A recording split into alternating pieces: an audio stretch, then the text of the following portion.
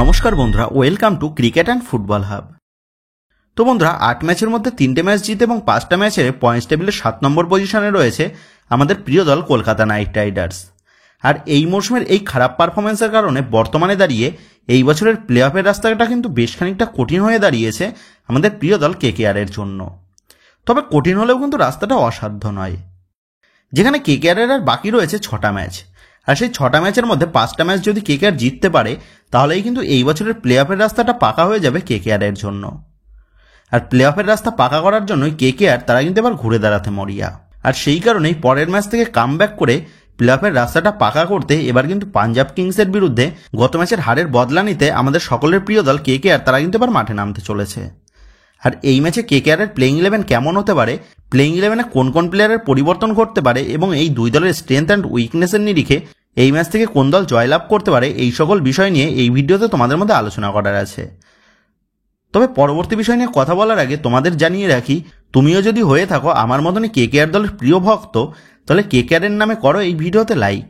আর চ্যানেলে প্রথমবার এসে থাকলে কেকেআর দলের সমস্ত রকম লেটেস্ট আপডেট সবার আগে পেতে এখনই করো আমাদের চ্যানেলটাকে সাবস্ক্রাইব। আর আমাদের সকলেরই প্রিয় দল কলকাতা নাইট রাইডার্সের জয়ের কামনাতে এই ভিডিওর কমেন্টে লেখো জয় কেকেআর।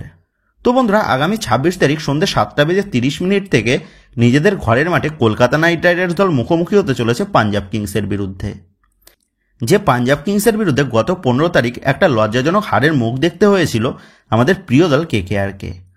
তবে ওদিনের ম্যাচে পাঞ্জাব কিংসের ঘরের মাঠে গিয়ে কেকেআর লজ্জার হার হারলেও আগামী 26 তারিখ পাঞ্জাব কিংসকে লজ্জার হারের মুখ দেখাতে প্রস্তুত কিন্তু নাইট শিবিররা। তো এই দুটি দল এখনও পর্যন্ত মোট মুখোমুখি হয়েছে 34 বার, যেখানে কেকেআর দল জিতেছে 21 বার এবং পাঞ্জাব কিংস জিতেছে 13 বার। মানে পাঞ্জাব কিংসের বিরুদ্ধে কেকেআরের পাল্লাটা কিন্তু বেশ ভারী। ইডেনে এই দুটি দল মোট মুখোমুখি হয়েছে 12 বার, যেখানে পাঞ্জাব কিংস জিতেছে 4 বার এবং বাকি 8 বারই কিন্তু জিতেছে কেকেআর। সেক্ষেত্রে ইডেনেও কিন্তু পাঞ্জাব কিংসের থেকে পাল্লাটা ভারী রয়েছে আমাদের প্রিয় দল কেকেআরের। সেক্ষেত্রে আশা করাই যায় এই ম্যাচেও পাঞ্জাব কিংসের বিরুদ্ধে জয় ছিনিয়ে নিয়ে আসতে পারবে আমাদের সকলের প্রিয় দল কেকেআর।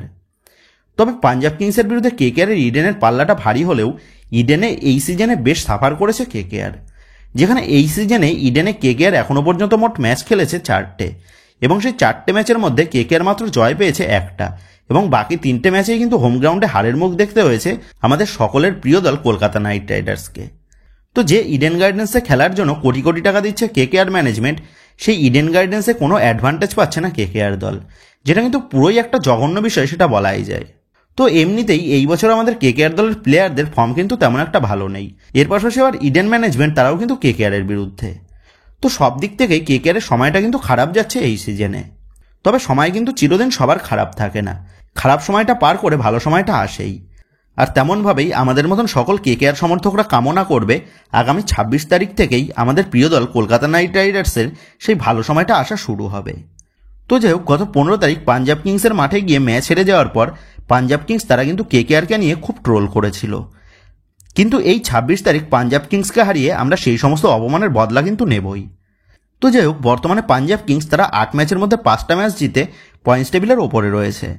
আর পাঞ্জাব কিংসের ক্যাপ্টেন শ্রেয়াস আয়ারের নেতৃত্বে পাঞ্জাব কিংস তারা কিন্তু দুর্দান্ত ছন্দে রয়েছে এই মরশুমে।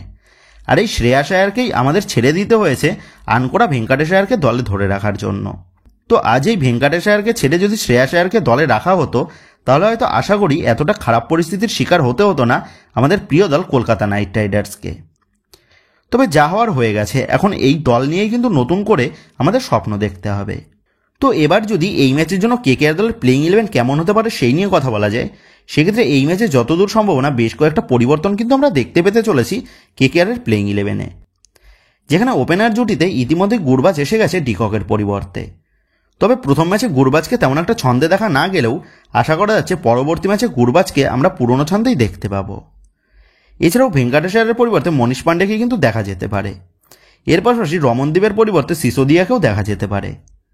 আর আমার পার্সোনাল মতামত হিসাবে আন্দ্রে রাসেলের পরিবর্তে রহমান পাওয়ালকে দিয়ে আগামী ম্যাচটা শুরু করাটা বেটার হবে। তো এই ম্যাচে কেকেআরের প্লেইং 11 অনেকটা এমন হতে পারে, যেখানে ওপেনার জুটিতেই গুরবাজের সাথে দেখা যাবে নারিনকে, 1 ডাউনে দেখা যাবে ক্যাপ্টেন আজিঙ্কে রাহানেকে, 2nd ডাউনে থাকবে আঙ্করিশ রঘুবংশী, 4 নম্বরে দেখা যাবে মনীষ পান্ডে অথবা ভেঙ্কাটেশ আয়ারকে, 5 নম্বরে থাকবে রিঙ্কু সিং, 6 নম্বরে দেখা যাবে রাসেল অথবা পাওয়ালকে, 7 নম্বরে দেখা যাবে সিসোদিয়াকে, 8 নম্বরে থাকবে মঈন আলী। তো এখানে মঈন আলীর ব্যাটিং অর্ডারটা কিন্তু পরিবর্তন হতে পারে ম্যাচের পরিস্থিতি অনুযায়ী।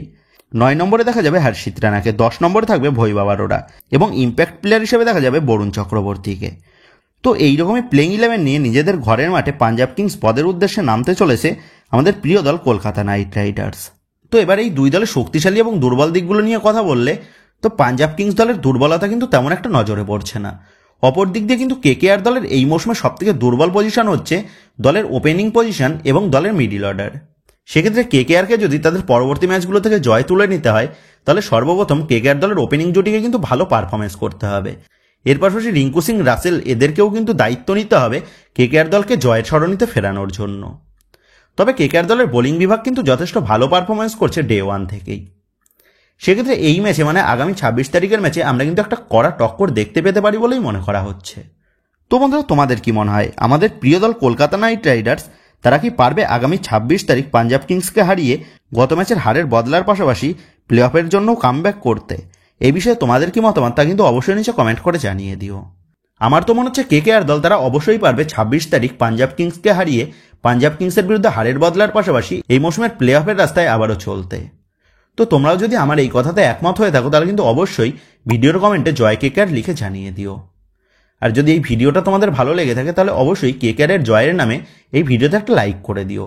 আর যারা আমাদের চ্যানেলে প্রথমবার এসেছো তারা আমাদের প্রিয় দল কলকাতা নাইট রাইডার্সের সমস্ত রকম লেটেস্ট আপডেট সবার আগে জানার জন্য আমাদের চ্যানেলটাকে সাবস্ক্রাইব করে পাশে থাকা বেল আইকনটা অবশ্যই প্রেস করে রেখো। তো বন্ধুরা, এই ভিডিওটা এটুকুই ছিল। তো আসি বন্ধুরা, দেখা হচ্ছে পরের ভিডিওতে।